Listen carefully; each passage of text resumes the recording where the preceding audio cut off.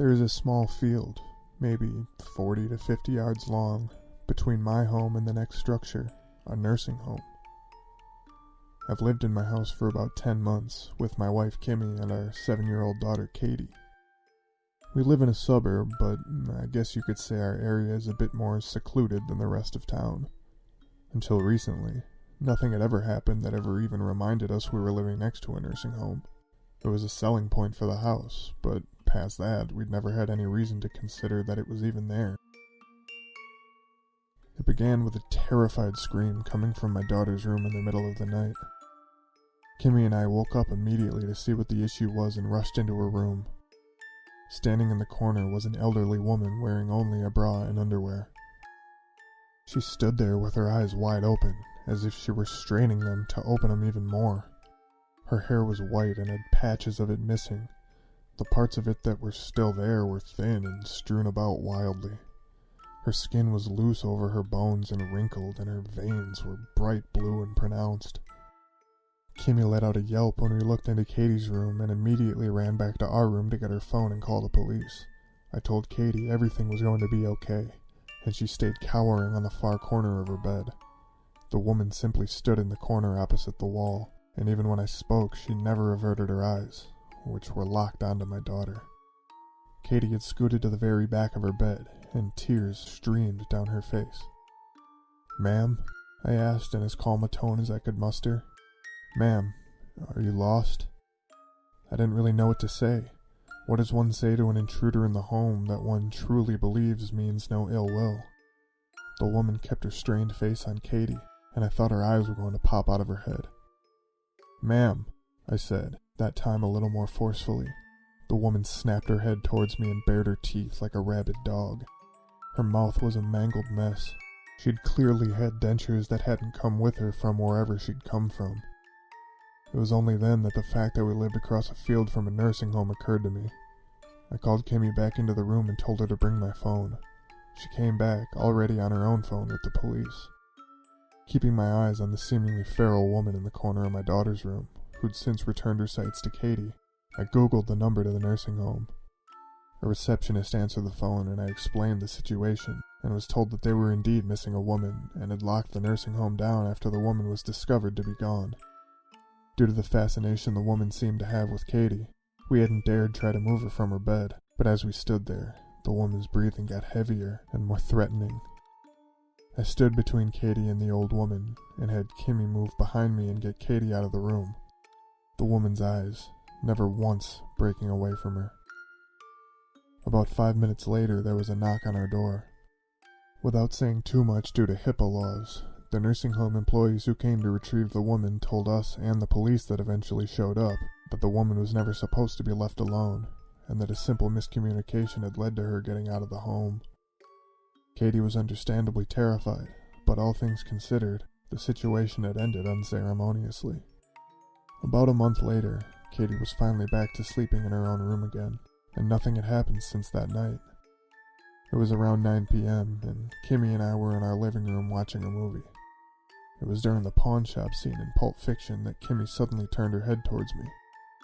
I looked to her, but found that she wasn't looking at me, but rather past me.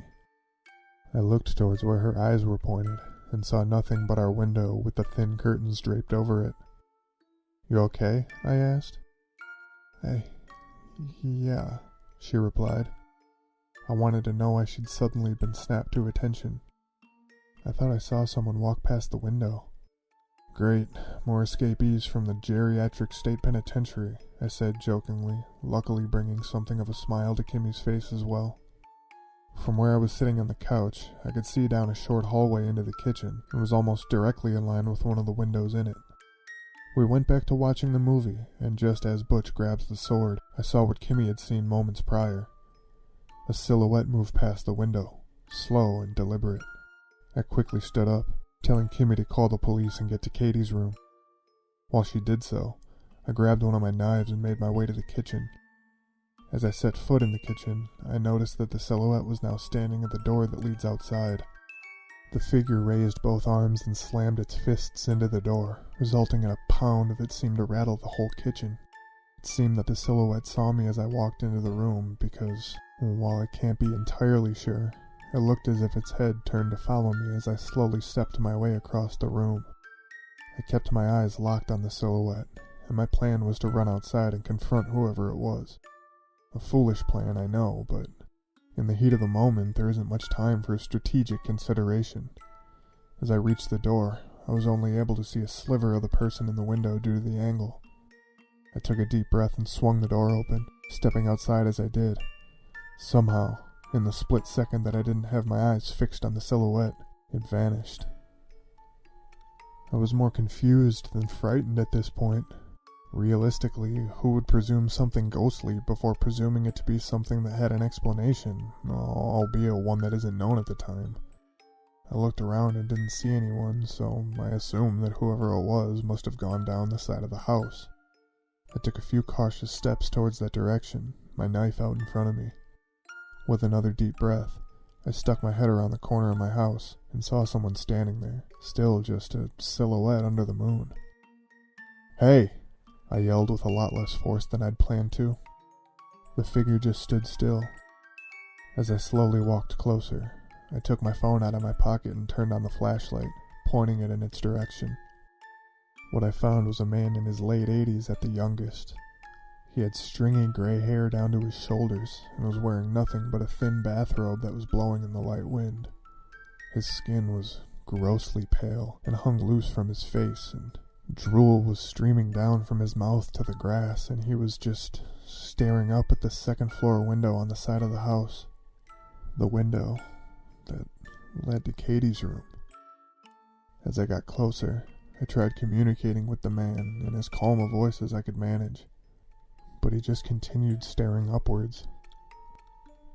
When I was no more than a few feet away from him, I shined the light next to his face and saw that he had deep purple bags under his eyes, so pronounced that it looked like he'd been punched. His nose was bright red and had a river of mucus pouring from it, and his lips, besides where the runoff from his nose had crossed, were cracked and caked with dried blood. His eyes were a very pale blue, almost white. Just then, I heard something in the distance, a shout. My ears perked up and I listened in case whatever it was made a sound again. I kept hearing unintelligible shouts, but they were getting closer and closer. Finally, I was able to make them out. They were yelling, "Dad." Soon after, I saw the bouncing of flashlights on the street in front of my house. It was then that I yelled out in response to them. A man and woman came running up with flashlights in hand, visibly relieved. The married couple explained that they lived down the street, and that her father had wandered out of the house a short while prior. They apologized profusely and began walking our dad back to their house. I went back inside to tell Kimmy everything was okay, but as I was walking up the stairs, there was a banging on our front door that sounded like it was going to break it down. Under the bangs, I could hear the man and woman pleading, "Stop! Stop!" And after a few seconds it did, and I heard footsteps leading away from our door.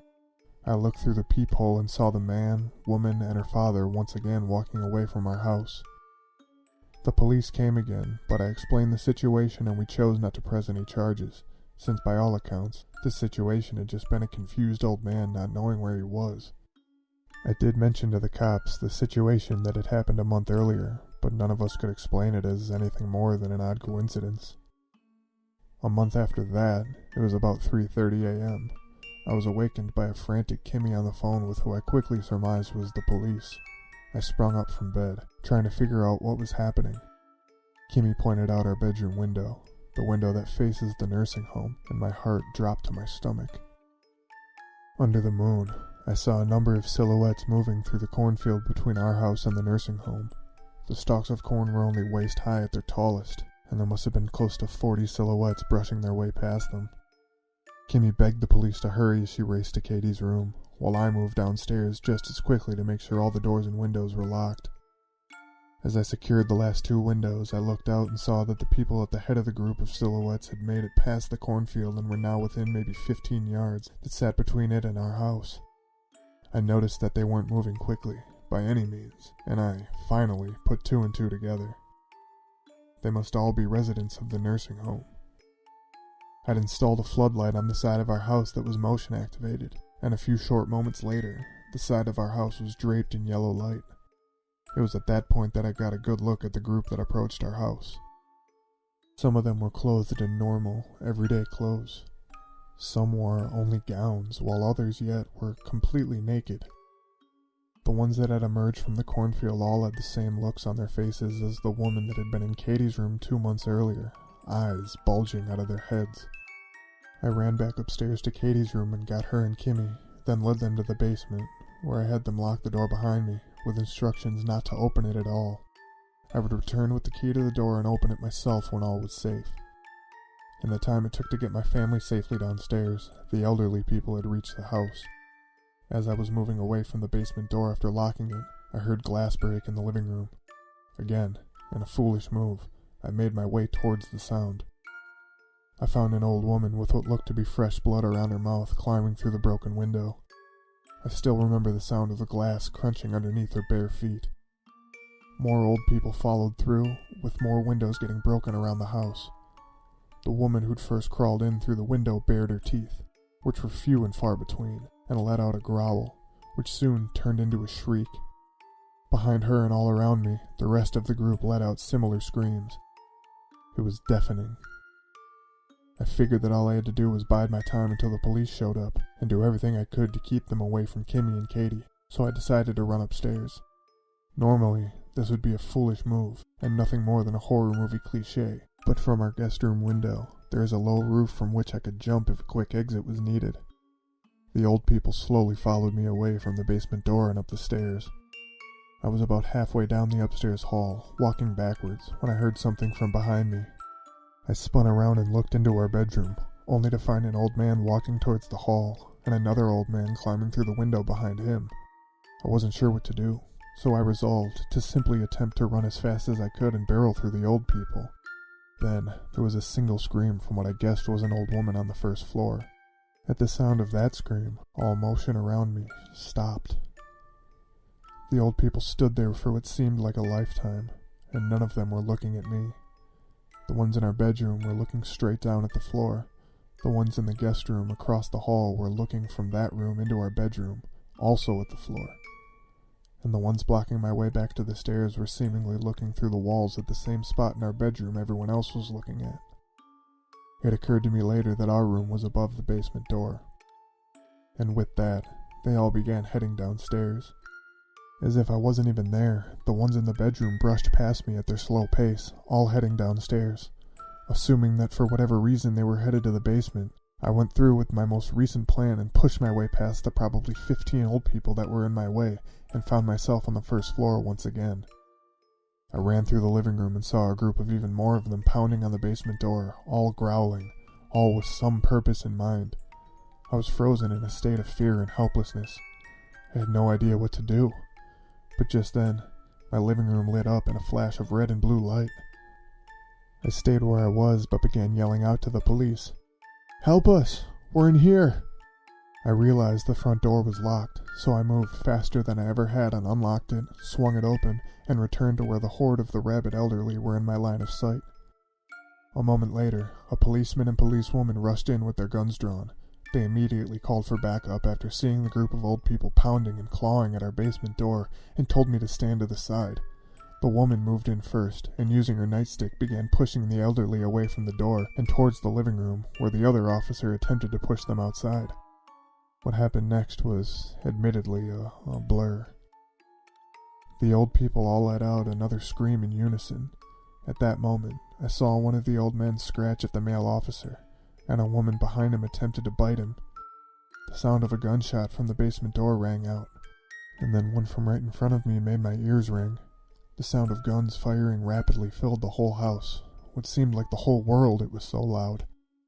The male officer ordered me to get outside, and while I hesitated leaving my wife and daughter in the house without me, I ultimately obliged.